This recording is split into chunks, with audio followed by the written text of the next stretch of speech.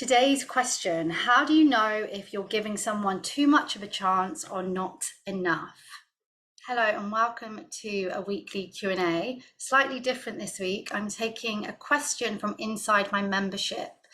If you don't know me, I'm Carly Ann. I am a holistic attachment coach, helping people to interrupt and reshape attachment wounds so that you can have better and more meaningful relationships with yourself and with others. If you do know me, welcome back.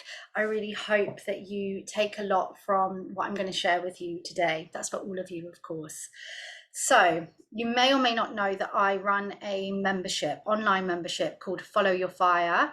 It is a space that people who are on a journey of healing attachment wounds can come to for education, resources, rituals, community that really supports becoming secure. And there is a lot that goes on in each month inside the membership, including we have a guest expert. We also have a theme each month. So for a recent month, the theme was advanced anxious attachment. And we had the wonderful Natalie Liu, who you're going to meet in just a moment. So she's incredible, a huge part of my journey.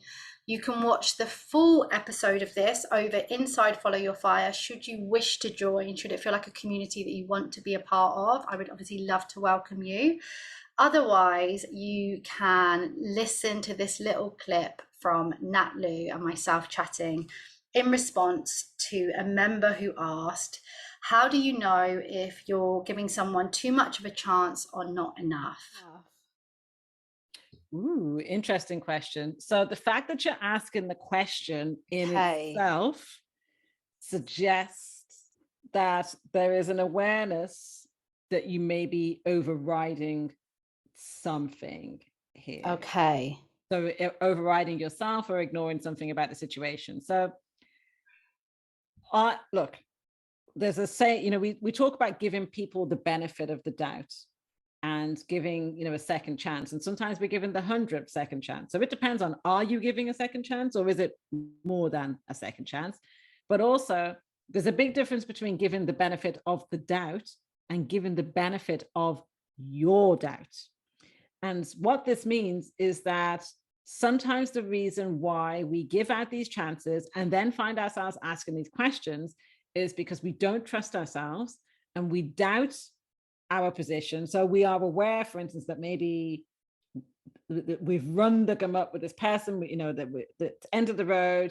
But then we're like, well, maybe I'm being a bit harsh. Maybe I'm being a bit unfair. What if I never meet somebody again?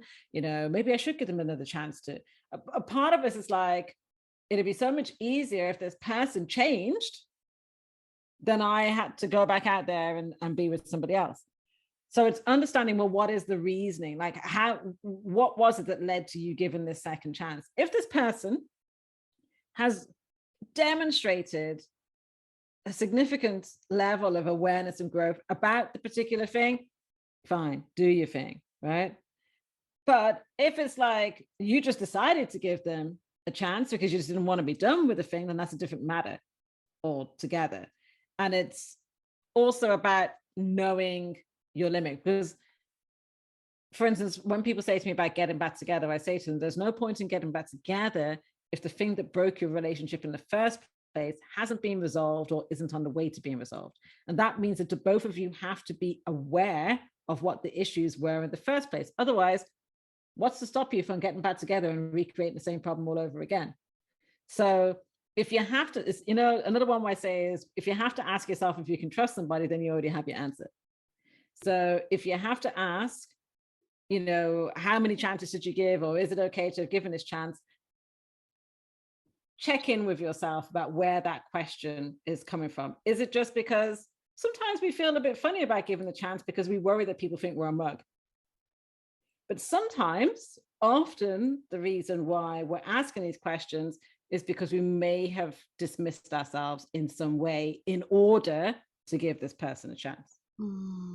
Because that's it, isn't it? Sometimes there is no clear answer, but I do find that if you can make your decisions consciously and kind of know why it is you're taking that step in that direction, then I guess because what we're afraid of is that fear of regret, that fear of shame, that fear of saying, oh, I got it wrong, I shouldn't have made that decision. So if we can kind of make that conscious choice, then we can stand by ourselves in the future, you know, of why we took that risk of, Yeah, absolutely. And the conscious piece, but also, you know, giving the person a chance because you're afraid of what will happen if you don't is not a reason to give the person a chance, mm, because you're doing that from a negative place. If you have to mhm. distrust yourself to trust somebody else, screw that, trust yourself. That's it, isn't it? If you're like rejecting yourself, letting yourself And down. also, how do you know that that is wrong? Like, a lot of people will be like, I'm just really worried that if I don't give this chance and I'm going to wind up on a scrap heap, or I'm going to see them, then they're going to be with somebody else. I'm going to go on Instagram and they're going to be all loved up. But if this person has gone and moved on to another relationship, how does that make your decision wrong? You don't know what's up ahead. Hmm. Just because things are not where you want them to be right now doesn't make the decision that you to not give that chance wrong. That's that trust, isn't it? Trusting in Mm. what you can't see yet.